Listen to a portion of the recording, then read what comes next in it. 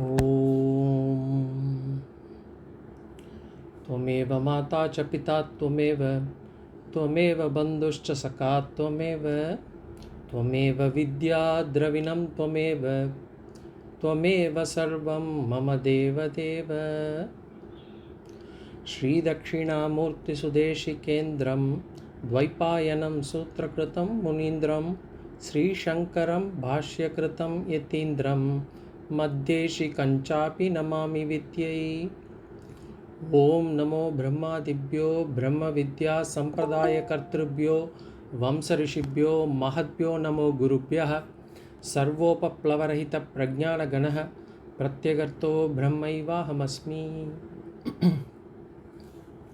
ॐ पार्थाय प्रतिबोधितां भगवता नारायणेन स्वयं व्यासेन ग्रथितां पुराणमुनिना मध्ये महाभारतम् अद्वैतामृतवर्षिणीं भगवतीम् अष्टादशाध्यायिनीम् अम्ब त्वामनुसन्दधामि भगवद्गीते भवद्वेषिणीं।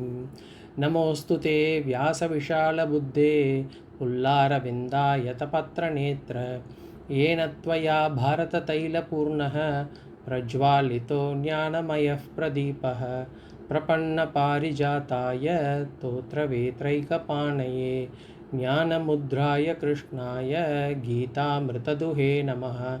सर्वोपनिषदो गावो दोग्धा गोपालनन्दनः पार्थो वत्ससुधीर्भोक्ता दुग्धं गीतामृतं महत्। वसुदेवसुतं देवं कंसचाणूरमर्दनं देवकी परमानन्दं कृष्णं वन्दे जगद्गुरुं। भीष्मद्रोण तथा जयद्रथजला गान्धारनीलोत्पला शल्यग्राहवती कृपेण वहनी कर्णेन वेलाकुला।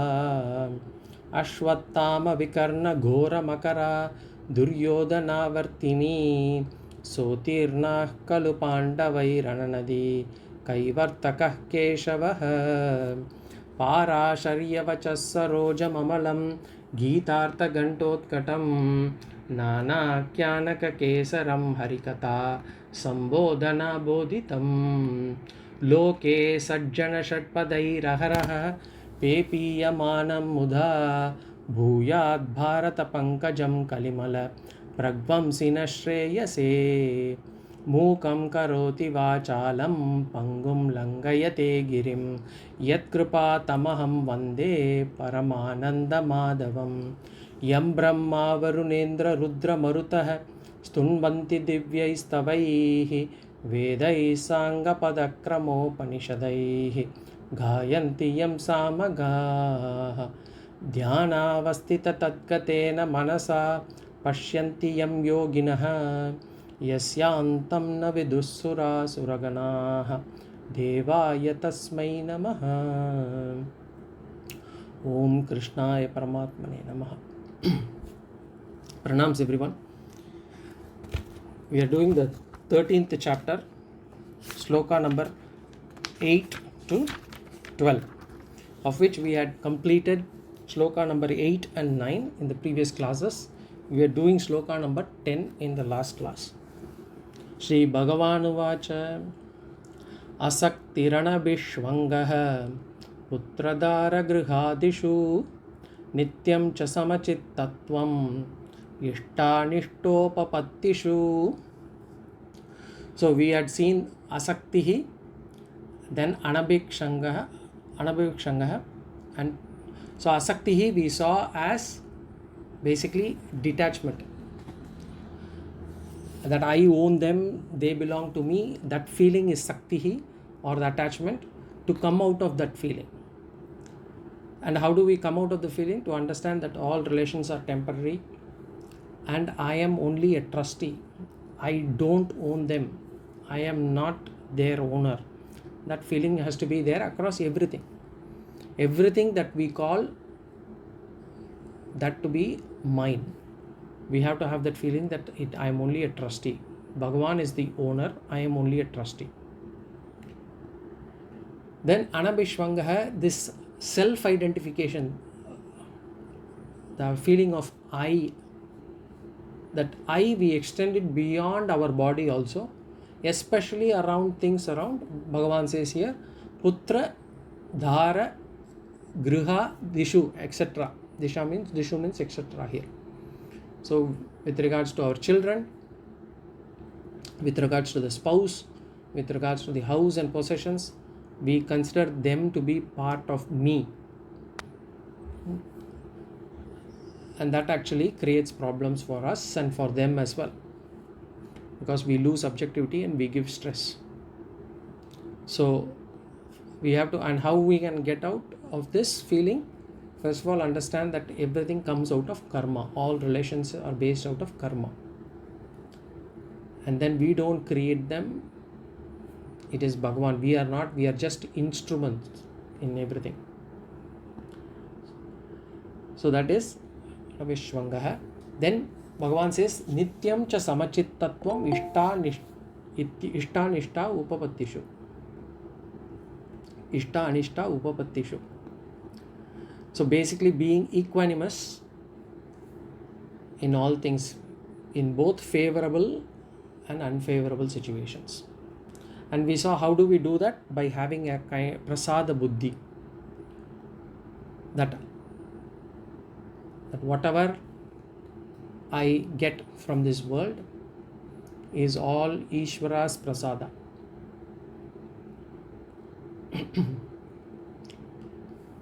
So this we had seen halfway through. So we had seen that what is how do we do that? Nityam cha samachittatvam.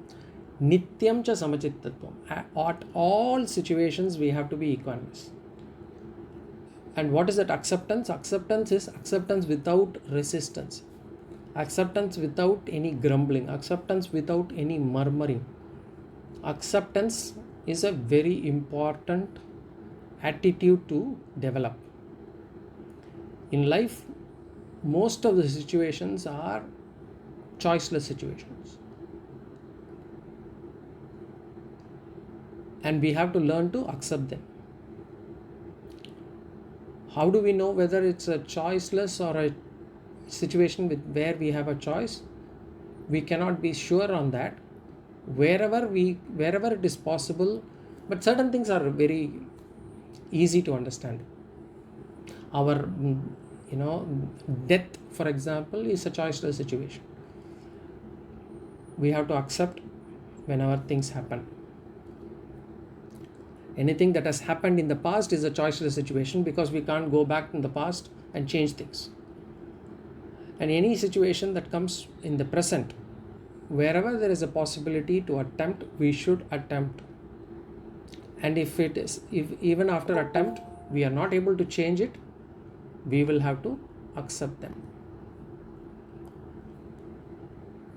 And what will happen if I don't have this acceptance?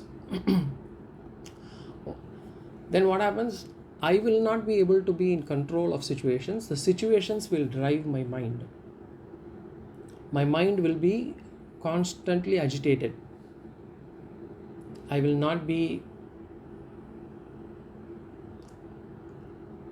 have control over things that I should be doing.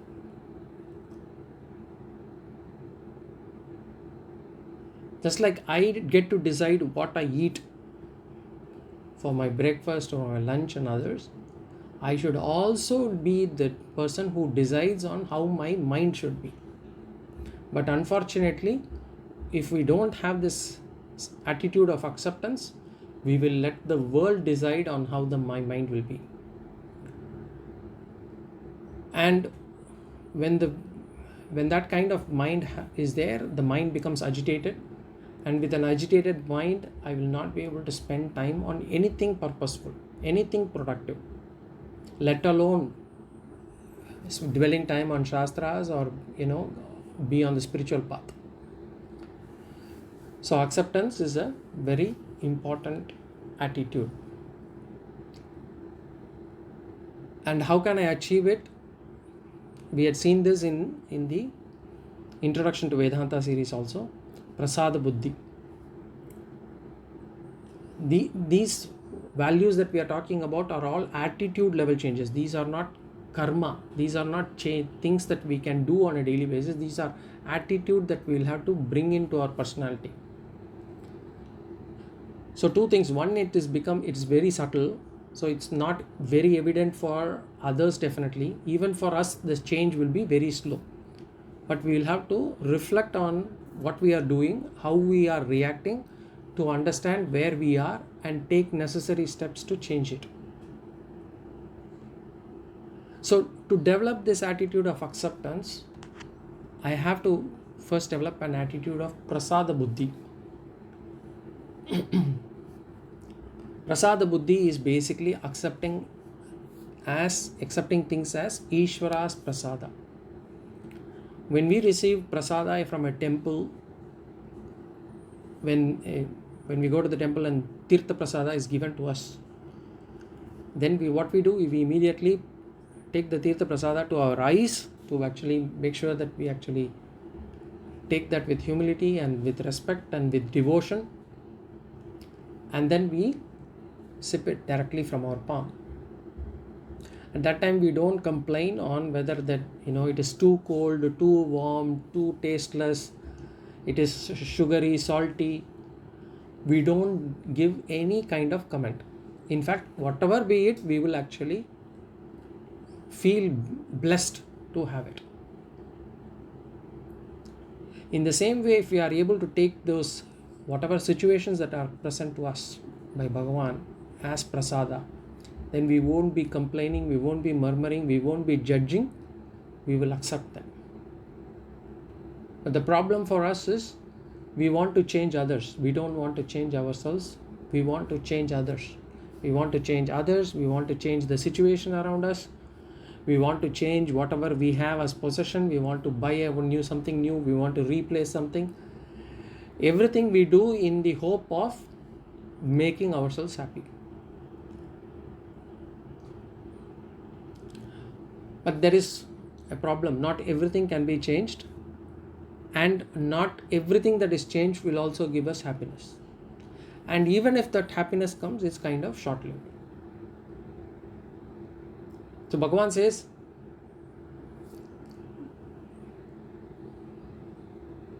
says, whatever you do, wherever there is an option to change, wherever there is an option for you to change, and if you think the change will bring you happiness, attempt it. There is no problem in not doing it. Attempt it. Do it. For example, if the children are not behaving properly and you have to advise them, at that time you will have to advise them, you'll have to encourage them, whatever, you have to do those things. At that time we cannot take it for saying that, okay, he is like that, she is like that, this is what I have to accept.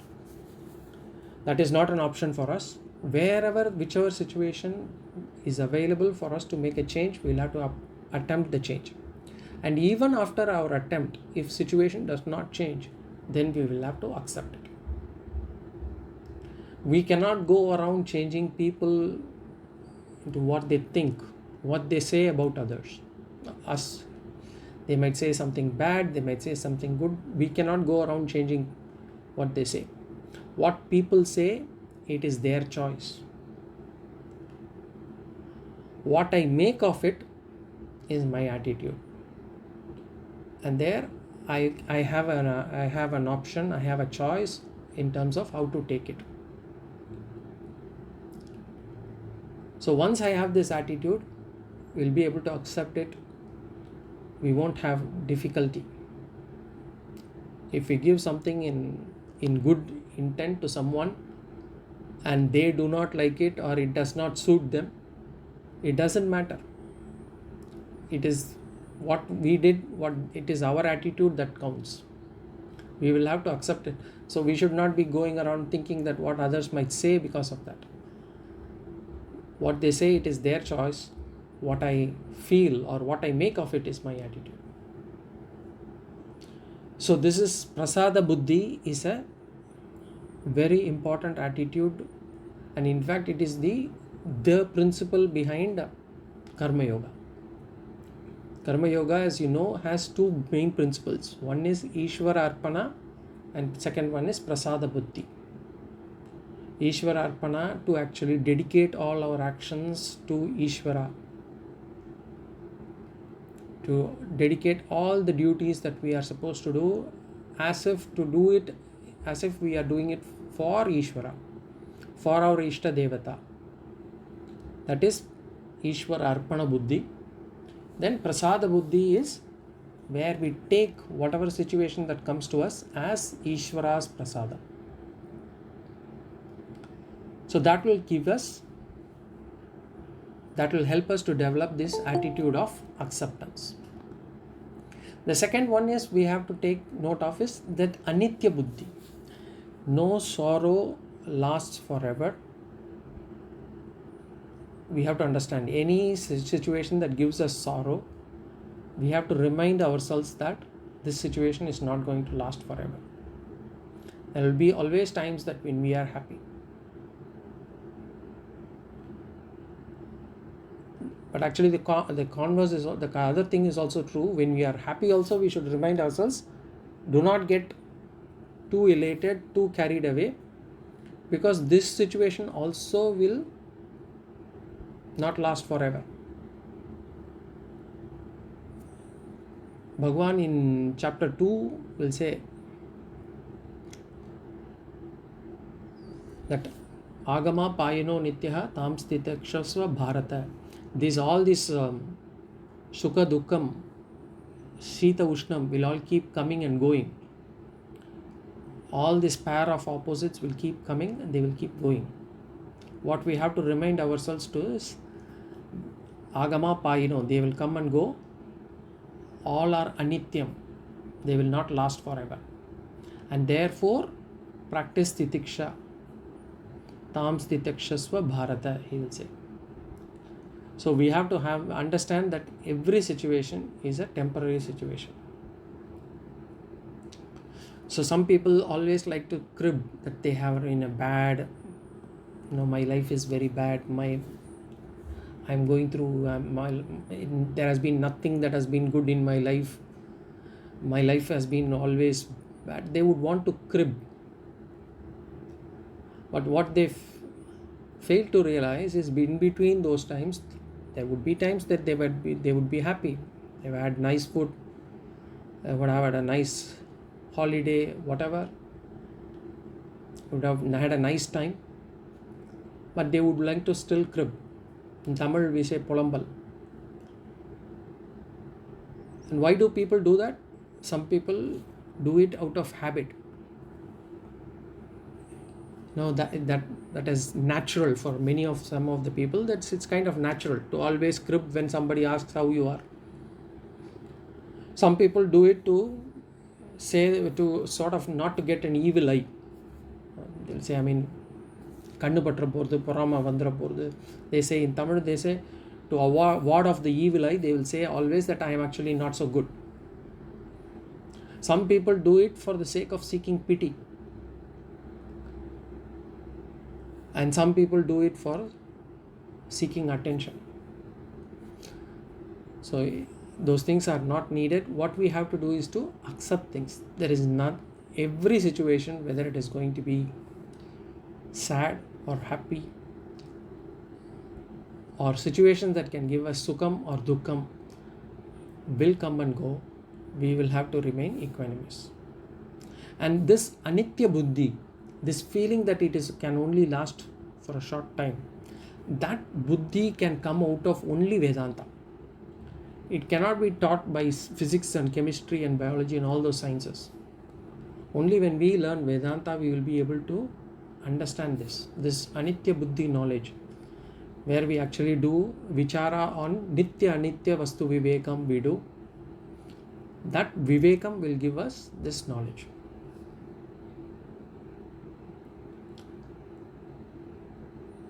Finally, in terms of getting this samachit tattva, total acceptance helps. Total acceptance is not easy. Total acceptance is nothing but total surrender. Total surrender is sharanagati. If we are able to surrender totally to Bhagavan, to Ishvara, then there will be no problem for us. There will be no acceptance needed also. There will be no rejection also. There will be no feeling of any pain or pleasure. For that person, it is as good as moksha. It is not moksha yet, but it is as good as moksha. But that comes out of a lot of tapas, a lot of sadhanas have to be done to get to a stage where we can say, I have totally surrendered to Bhagavan. Because we always, our ego will not let us surrender totally to Bhagavan.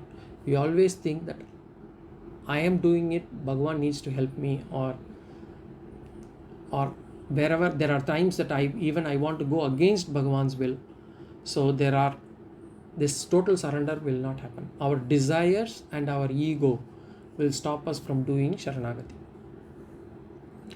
But once we reach the total surrender, then the acceptance becomes much easier or much simpler. In fact, there is no acceptance needed. There is no rejection also. That state is a high state, spiritual.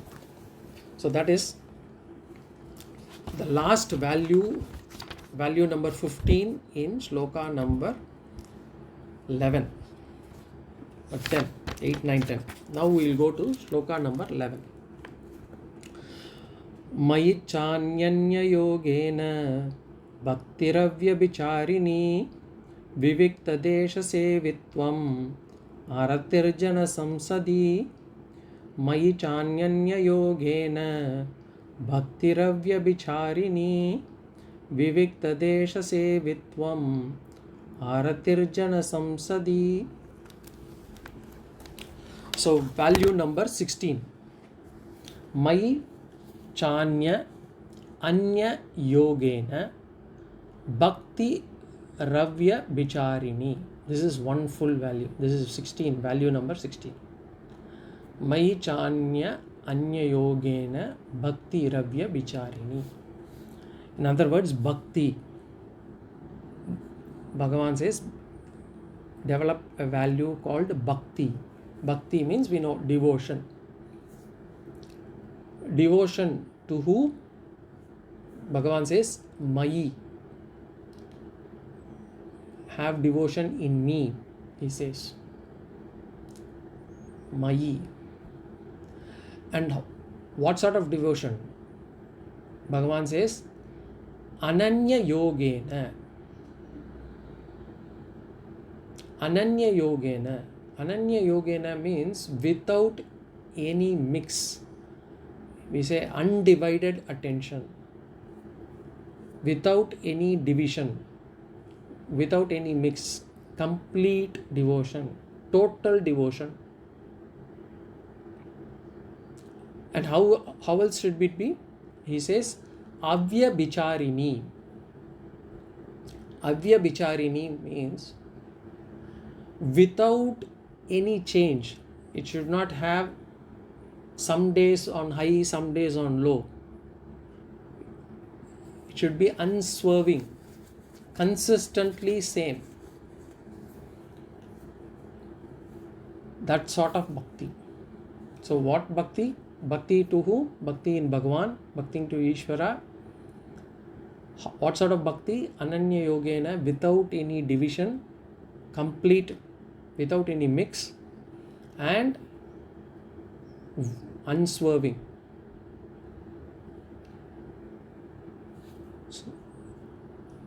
So let's go to yoga. We saw ananya yogena.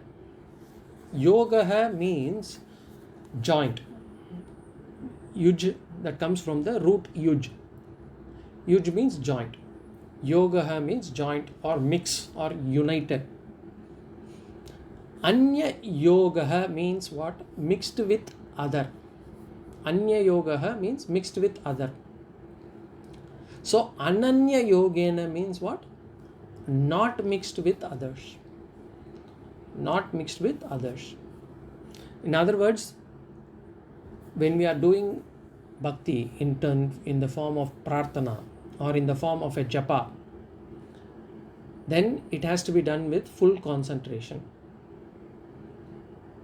The mind has to be fully involved.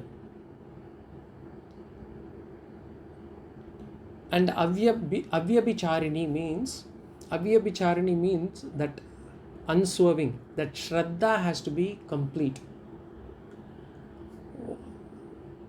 Some people, what happens? They start with some kind of a belief in Bhagavan. There is somebody called Bhagavan, there is somebody called Ishvara, or this Ishvara. They have belief in one particular God, and then that God does not give them the whatever they are asking for, so they will go to another God. Then they will go for after that another God. So keep changing Bhagavan. And then once, probably for financial reasons, they go for one Bhagavan to another Bhagavan. Once they get the money, they forget Ishvara. They are happy with the money. And then after that, people go to people. I want people around me. I want power. I want position. So that this keeps going. So Bhagavan says here, it's not like that. Have complete Shraddha. That bhava has to be there. The bhava has to be fully present. In fact, in the 7th chapter of Gita, Bhagavan is going to actually classify the bhakti itself into 4. He will classify the bhakti into artha, arthartha, jignasu and jnani. Bhakti itself has different types of bhakti, he will say. Artha bhakti are bhaktas or people who come to Ishvara, who come to Bhagavan only when a difficulty comes. So suddenly there is a problem in my life, crisis in life, I immediately catch hold of a Bhagavan. I go to the temple, I do that puja, take that vrata, whatever, because I want to get over the difficulty. Bhagavan says that that kind of bhakti is called as artha bhakti. Then there are arthartha bhakti. Arthartha bhakti is where I am not in any trouble or anything, but I have some desires. I want material desires. I want to get promotion. I want to buy a house. I want to get married. I want to have the children settle down. I want to get my children married. All those things come under Arthartha Bhakti. So they do all kinds of puja, vrata, homa, all those things for that. So Bhagavan calls that bhakti as Arthartha Bhakti. Then there is Jignasu Bhakti, the third level of bhakti, where this bhakta wants to reach Ishvara. So reach Ishvara. So in the first two bhakti, Artha, Arthartha Bhakti, the means is Ishvara, the end is something else. The means is Ishvara, the end is the difficulty should go, or I want to fulfill my desire. So the end is not Ishvara, the means are Ishvara. In a Jignasu Bhakti, the end is also Ishvara. For this bhakta, the sadhyam and the sadhana is both Ishvara. This is the third bhakti, Bhagavan says. And then the fourth bhakti Bhagavan says is Jnani Bhakti. A person who has already attained moksha, for him there is no difference between him and Ishvara. He doesn't see any difference between himself and Ishvara. So this is the means bhakti, the end bhakti, and the self bhakti. When we love somebody, or whatever we love in this world, can also be classified into 3. We love certain things for they are the means for something.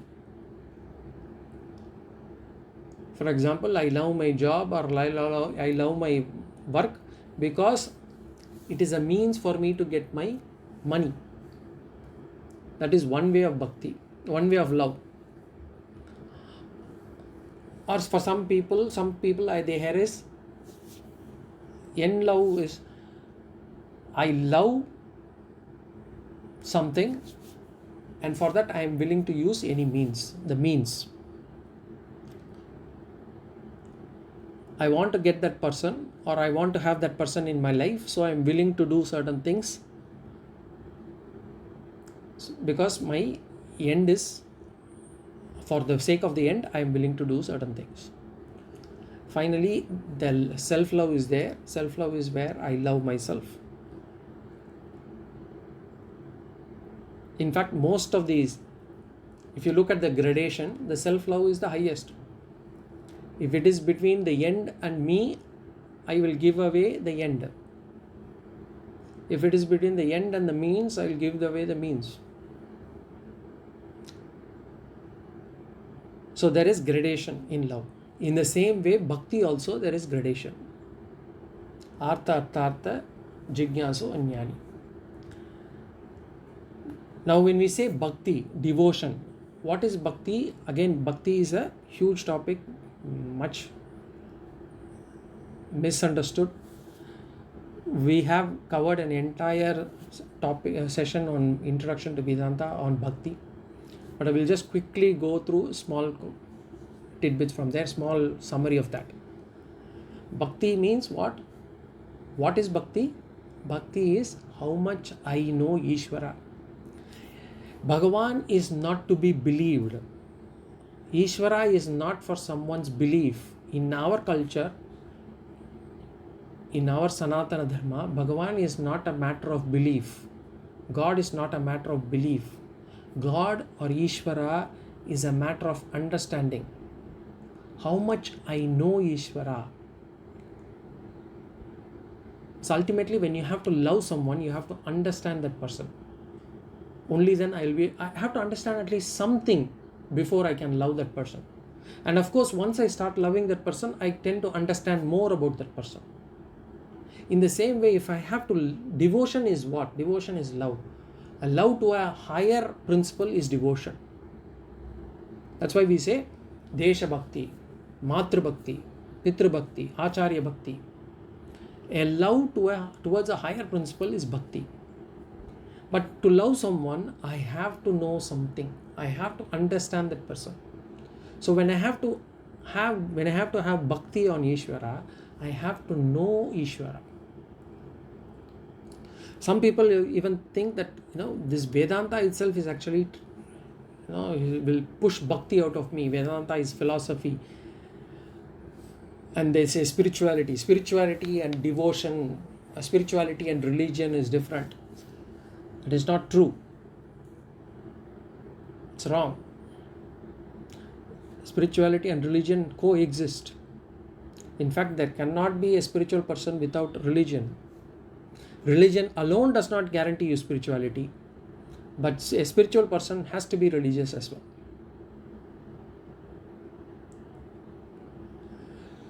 So, coming back to this bhakti is knowing the person. In fact, our love for that person is actually measured in how much I know that person. They would say how much you love your spouse. Only if you know more about the person that you love, or rather you would try to learn about that person. The more you learn the person, the more you love the person. The more you love the person, the more you will try to understand the person. In the same way, for bhakti as well. And I have to understand Ishvara. Again, understanding Ishvara, what is Ishvara? We have done classes during the Introduction to Vedanta series already. Anyway, we'll be coming through that again we'll be touching upon them in various topics in Bhagavad Gita also. Now coming back to why bhakti? Why do Bhagavan say that bhakti is essential? Bhakti is essential because first and foremost reason, to come out of failures. See, this Vedanta Shastra is the important teaching that this Vedanta Shastra gives us is not about changing the situation. It is not about changing my financial situation or the possessions that I have or anything of that sort. It is asking us to change our character. It is asking us to change our attitude. Vedanta Shastra does not guarantee you a good job. It does not guarantee you a comfortable life. What it tells you is how can you be happy.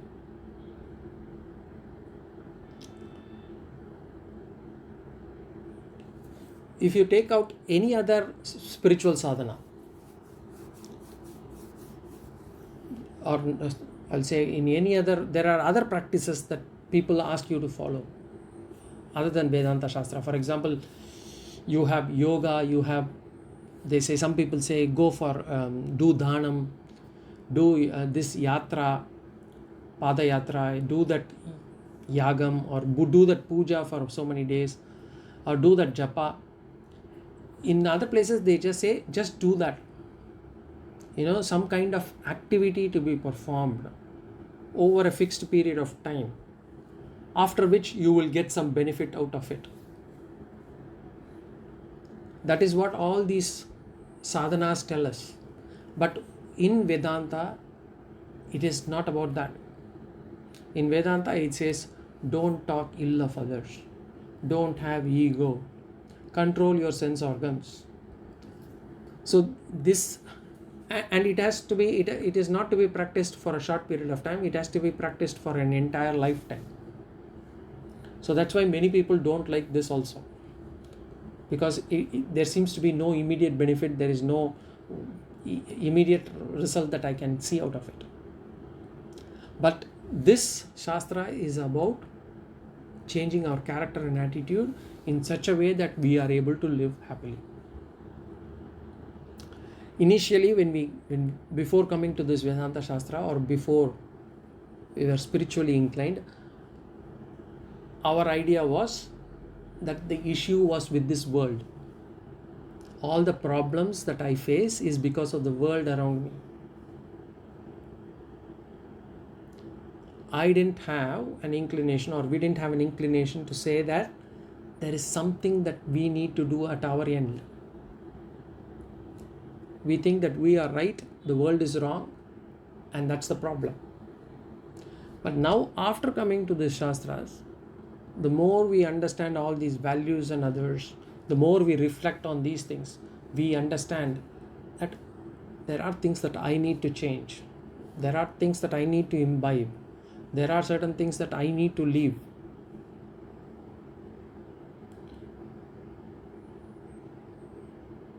So there were times earlier that we were doing some certain bad things because we didn't even know that we were doing certain things as bad. We didn't even realize that there were bad things. Even now we may be doing certain bad things after coming to this Vedanta Shastra. That's because it's coming more out of our habit, and that we are not able to stop ourselves from doing it. Suppose if we get angry, now we know, previously we thought that anger is okay. Now we know that anger is wrong, but I get angry more because it's in my vasana, it's in my habit, but I want to get out of it. So what happens? Now I start facing failures. I want to get out of it, but I am not able to get out of it. I have tried it, I am failing in it. So at that time we become weak. At that time we need some strength to lift ourselves up. And that is where bhakti comes in. Bhakti helps us here. Only if we are fully reveling in bhakti, that strength you will be able to feel it. That's why I keep saying, having an Ishta Devata, getting a connection with that Ishta Devata, talking to that Ishta Devata is very important. Being constantly in the thought of Ishta Devata, trying to bring that thought again and again in our mind is very important. Once we are able to establish that connection, we will be able to revel in that. We will be able to feel that connection. We will be able to feel that Bhagavan is next to us. He will take care of us. So this facing failure is, especially in spiritual path, we will face. Because what we have developed as our bad vasanas, our bad habits, it has been across koti janmas, millions of janmas. So to change that, it's not going to be easy, and we will be facing failures. We need bhakti. The second is, bhakti is also needed for emotional strength. To get this jnana, to get this atma jnana, we need to have emotional maturity. And we can, what is emotional maturity? We need to give love if we have, but for us to give something, we should have received from somebody. If we have to give love, we should have received love from somebody, someone. If somebody has not received love at all in their life, it is not possible to give them for them. If somebody has not forgiven us before, it will not be possible for us to forgive others. We won't be able to get from people around us also. And in our, so there are places or things where there could be some emotional void. That's why for various Mahans, to fill this gap, these various Mahans, they would take Ishvara or Bhagavan to be their mother, their father, their brother, their sister, their child, to fill that emotional void, so that we are able to receive from Bhagavan that particular value or emotion, and we are able to mature ourselves. Some people talk to Ishvara, to their Ishtadevata. It's not wrong. It is actually very healthy. That relationship is very healthy. When we discuss, it is better than discussing with other people. Because when we discuss our issues with other people, they might use it against us at the most inappropriate moment also. Only Bhagavan, only Ishvara can give us complete and unconditional support. Only He will provide us that unconditional support, but for what? Again, we let's say, avyabhicharini. Our devotion should be unswerving. Our devotion should be ananya yogena, should not be divided. So this emotional maturity, to gain emotional maturity, bhakti is important. The third reason why we need bhakti is to follow dharma. Dharma has come from Ishvara. So even for us to follow dharma, we need Ishvara anugraha. And for us to follow dharma, we know dharma has come from Ishvara. And we will follow dharma only if we love and respect Ishvara. Isn't that true with even in our normal lives? If we love someone and that person asks us to bring something or do something for them, we would be more than willing to do them for them. In fact, we will do things that will make them happy because we love them. It could be our father, it could be our grandfather, grandparents, whoever. So whomever we love, we do things for them to make them happy. Similarly, for me to be able to follow dharma, I need to love and respect Ishvara. Once I love Ishvara, once I respect Ishvara, I'll be able to follow that. I have to love Ishvara, love and respect Guru, because Dharma Shastra is given by Ishvara. Ishvara is Dharmakarta. And generally speaking, for us, we do not like to follow dharma. Not that we do not like dharma, but we like to follow our desires. And many of our desires may not be in line with dharma. So the only way we can follow dharma is if we love the person who has instructed it, and that is Ishvara. So bhakti is very important from that angle also. Initially, when we want to establish this connection with Ishvara or bhakti, the connection will be mild.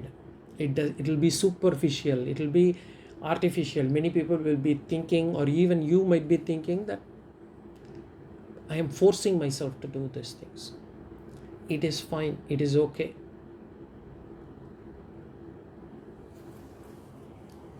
We have to continue to do that We should make it big. We should make it strong. In fact, there are people who have dedicated their entire life for bhakti. Bhakti is important. So next question, how can I improve my bhakti? The best and most easiest word is satsang. Satsang is being with other bhaktas. Trying to be with like-minded people who talk about these things. Reading stories of Ishvara, of Bhagavan, reading stories of those Ishta Devata, that is also satsang. So that's why we have lots of those stories, because to establish that understanding, to know that person, to be able to love that person. That's why we got so many Puranas, so many stories about various Devatas, so that we are able to establish that connection. The second is understanding Ishvara, which is Vedanta Shastra, understanding who is Ishvara, what is Ishvara. That way we will be able to understand Ishvara, and therefore bhakti increases. Third is increasing Shraddha. Whatever we do to Bhagavan, we do it with Shraddha, full concentration and full devotion. And fourth is by doing actions, by doing sadhana, spiritual sadhana. See, just as love has to be expressed to be known as love, bhakti also has to be expressed. Some people say, I have bhakti in my mind, I don't need to go to temple, I don't need to do this puja, I have in my mind, that is enough. It is wrong. You will never be able to cultivate. Bhakti also needs to get reflected as actions. Just as when I say I love this person but I don't do anything for this person, it will not be considered as love. In fact, the love will even actually one day diminish and vanish. In the same way, bhakti also. So I have to do these sadhanas, I have to do prarthana, I have to do chanting, I have to do dhyanam, I have to do japa, I need to do puja. I need to constantly bring the thought of Ishvara in my mind again and again. All these things, prarthana, japa, going for pada yatra, going visiting temples, taking vratas, meditating, it is all not easy. It's not, initially it will be difficult, but those things should be followed and need to be improved. By doing that, our bhakti will improve. So this is bhakti, which was the 16th value. Mayi chananya yogena bhaktiravya vicharini. The next one is value number 17. Vivikta desha sevitvam. Vivikta desha sevitvam. Sevitvam means talking to. Vivikta means free from talking to people. Desha means place. So Vivikta Desha Sevitvam means get yourself free from talking to people in a place. In other words, seeking solitude. Bhagavan says, look for opportunities to be alone. Seek solitude. Try not to always be surrounded with people. Try always not to be compelled to be around people. Find time to be alone.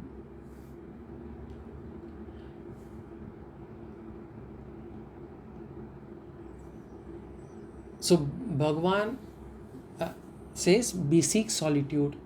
Adi Shankara, when he actually writes commentary for this, he says 3 things. Free yourself from 3 things. One, he says, asuchi rahitam. Free from any unclean place. If the place is not clean, get away from there. Or you clean, the place, the surroundings can make you your mind also very dirty.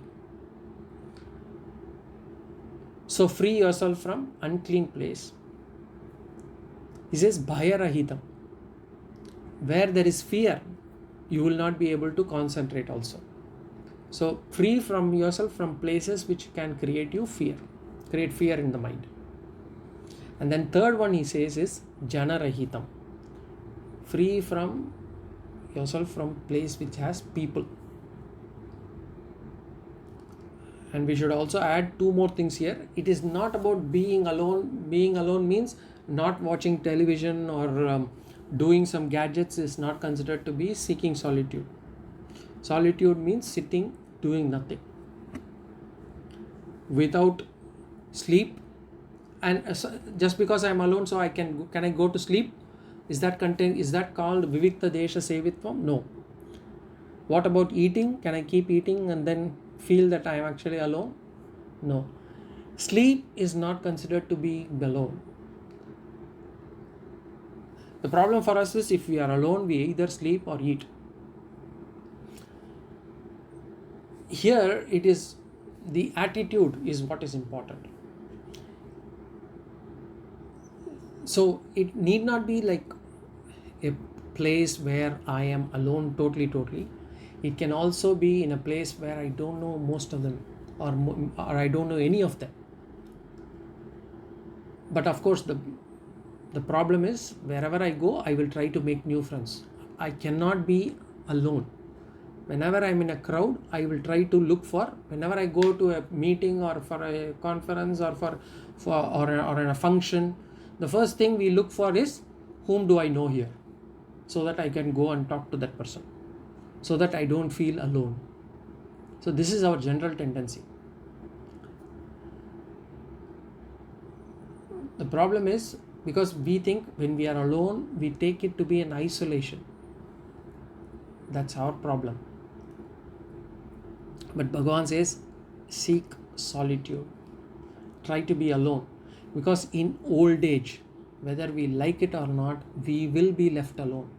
We will not have people around us at all times. We will have to get used to being alone.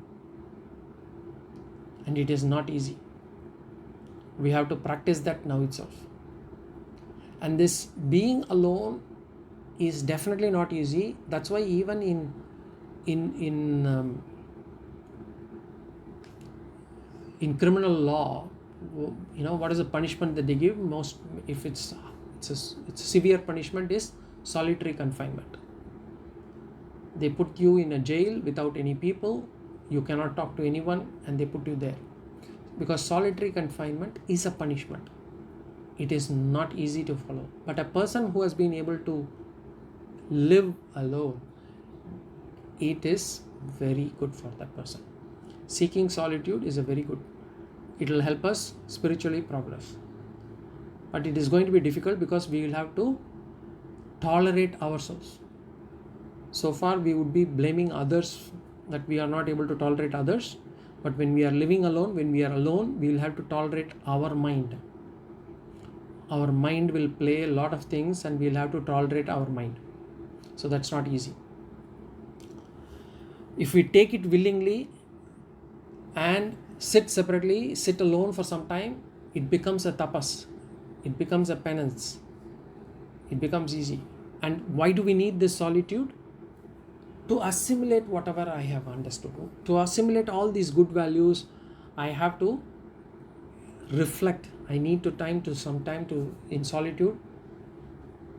And only when I am able to, when I'm quiet, the values normally that we practice, they become our character.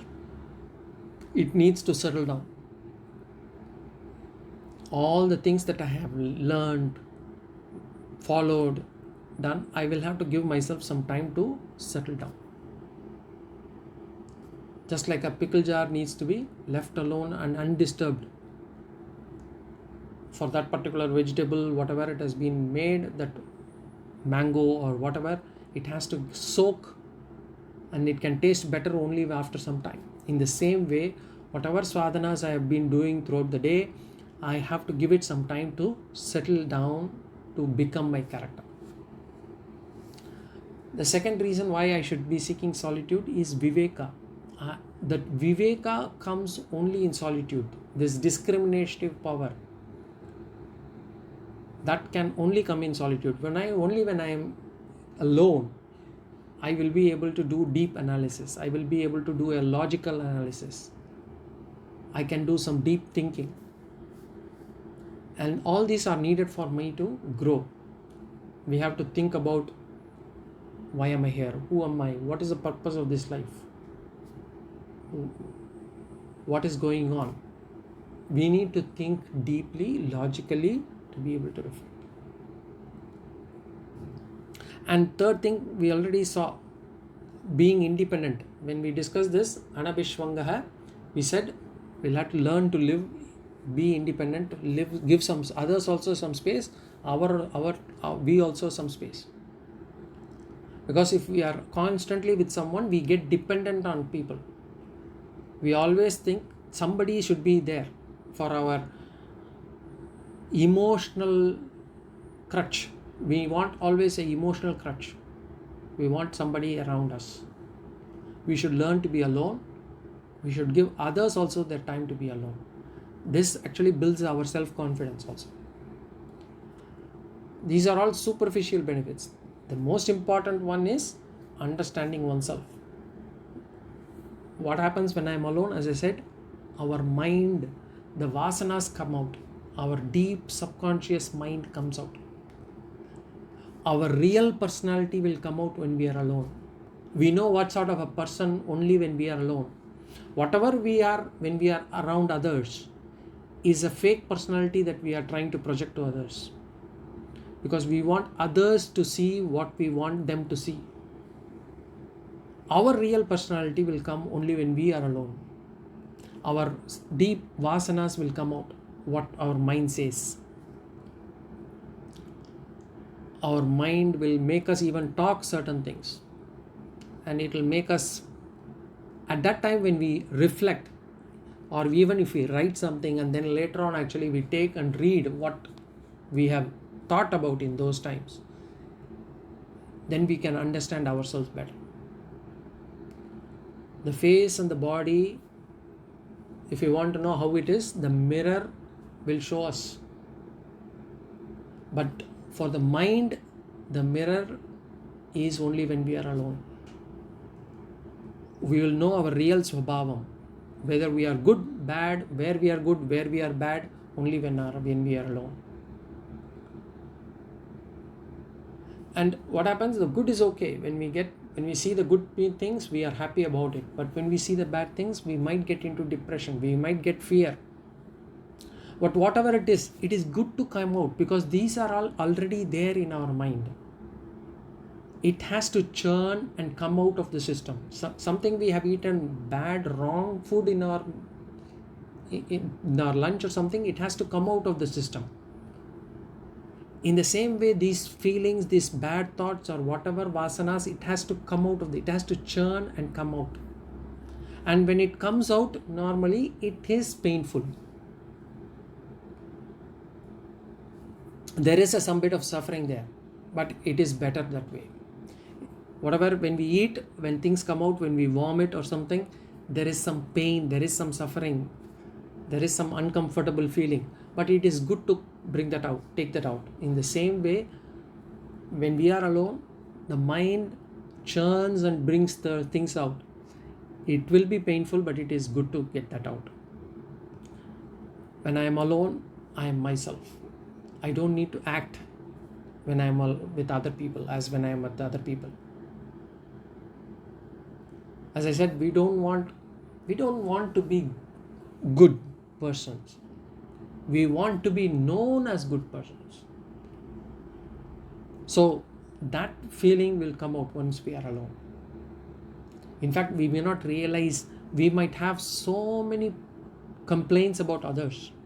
That person has got hatred, jealousy, that person is having pride, ego and all those things. But when we do the self-reflection, we will know. Those things will come out of our mind. And those are the real enemies. People around us are not our real enemies. The enemies around us are immaterial. The real enemy or friend is our mind. So we have to identify that first. We have to bring that out. And the moment we identify itself is half a victory. The problem is we refuse to understand, we refuse to accept, we refuse to bring that out.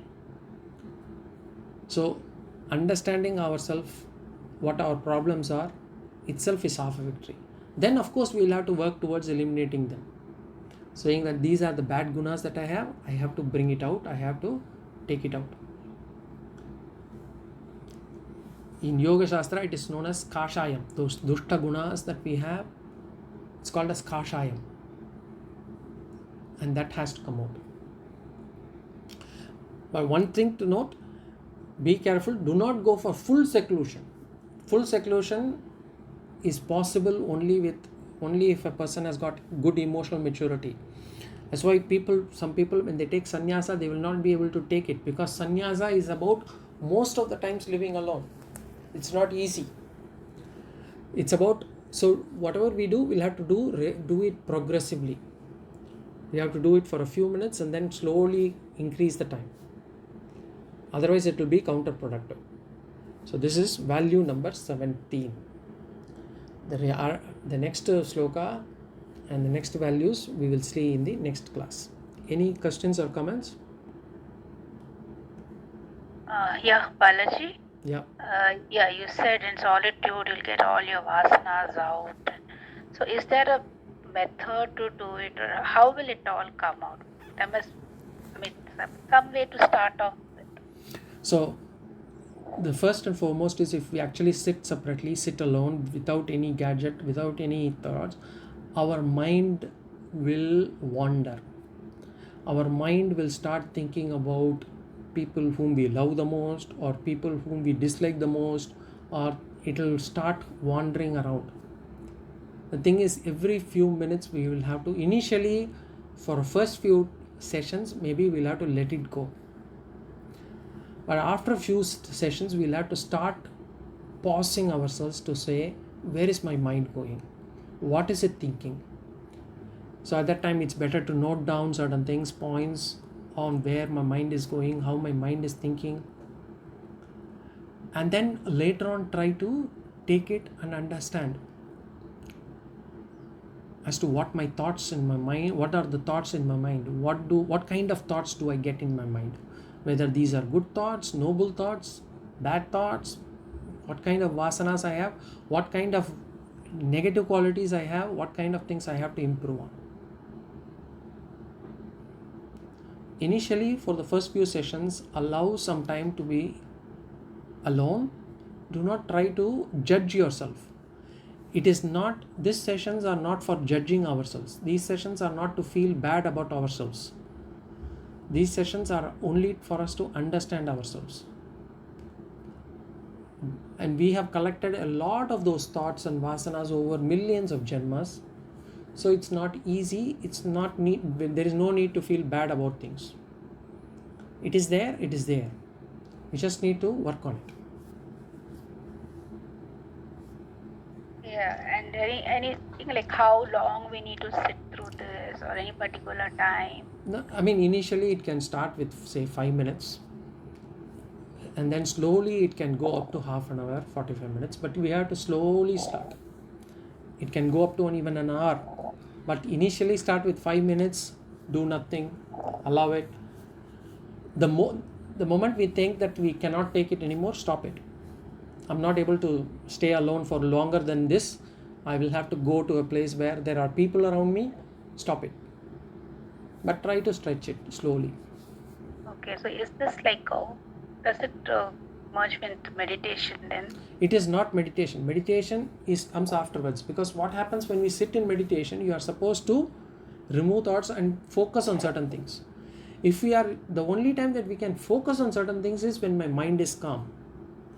When during meditation, I'm supposed to be in a calm place, secluded place, I'm alone, I'm sitting, and I'm trying to take my thoughts to a particular Ishtadevata or a particular an object. then what happens? My mind keeps wandering. It is not able to stay on that place for beyond a second or a minute. If I'm able to do it even for 30 seconds, it will be a big achievement initially.